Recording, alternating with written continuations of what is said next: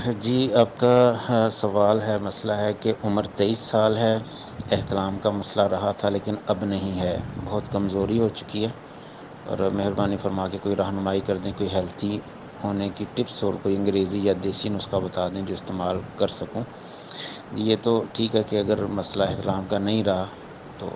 بہتری ہو چکی ہے، تو اب کمزوری کا جو مسئلہ ہے نا اس کے لیے چینل آپ کو سبسکرائب کر کوئی کے گھنٹی کے یہ بٹن کو پریس کر دیں انگریزی یا اور دیسی آل کے نسخہ آپشن نہ کو کلک استعمال کر کریں، دیں تاکہ آپ مزید بلکہ آپ ویڈیوز دیکھتے رہیں۔ جو ہیں میں آپ کو چیزیں ایک دو بتاتا ہوں، وہ استعمال کریں، وہ کمزوری کے لیے بہترین ہے، دوائیوں سے بہترین ہے۔ ایک شہد لے کے رکھ لیں گھر میں، اور ایک کھجوریں لے کے رکھ لیں۔ کھجور جو ہے وہ رات کو بھگو لیں آپ، 3 یا 5 کھجوریں دودھ کے اندر، اور صبح اٹھ کے اسی دودھ کو گرائنڈ کر کے وہ اس کا جوس بنا کے صبح کبھی، ایک کمزوری کا بہترین علاج ہے۔ اس میں 1 چمچ اگر آپ شہد کی ڈالنا چاہتے ہیں ڈال لیں،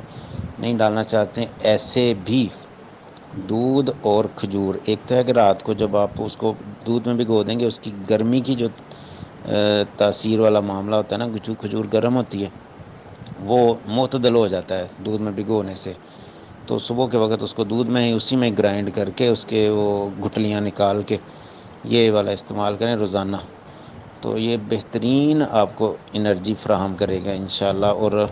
یہ جو ہے دوائیاں یا اس طرح کے، ان سے یہ بہترین چیز ہے۔ دوسرے نمبر پر شہد جو ہے، شہد رات کو سونے سے پہلے تھوڑا سا نیم گرم دودھ میں 1 چمچ شہد کا، یہ ہفتے میں 3 دن استعمال کریں، یہ تاکہ وہ شہد بھی گرم ہوتا ہے تو جسم میں گرمی بھی نہ ہو، ہیٹ بھی نہ ہو، جس طرح وہ احتلام کا بھی مسئلہ تھا، تو یہ ہفتے میں صرف 3 دن استعمال کرنا ہے، 1 دن چھوڑ کے 1 دن، اس طریقے سے استعمال کر لیں۔ شہد بھی یہ طاقت کا بہترین ذریعہ، یہ وہ چیزیں جو قدرتی چیزیں اور قدرتی انرجی پرووائڈر ہیں، یہ چیزیں دوائیاں جو ہیں وہ وقتی طور پہ کریں گی، اور ان کے پھر سائیڈ ایفیکٹس بھی ہوتے ہیں دوسری دوائیوں کے، تو یہ وداؤٹ اینی سائیڈ ایفیکٹس یہ آپ کے لیے بہترین نسخہ ہے۔ کھجور، دودھ، اور رات کو شہد اور دودھ، یہ 2 ٹائم آپ سلسلہ آپ کریں، دودھ جو ہے رات کو، شہد والا وہ ہفتے میں 3 دن، اور یہ کھجوریں اس کا روز ہی آپ صبح کے وقت ملک شیک بنا کے پئیں، انشاءاللہ آپ خود چند دنوں میں محسوس کر لیں گے کہ اللہ تعالیٰ نے توانائی اور قوت جو ہے فراہم کر دی ہے۔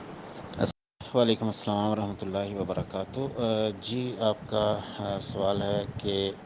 احتلام کے مسئلے کا حل یا اس کی رہنمائی میں ہماری شریعت کیا کہتی ہے؟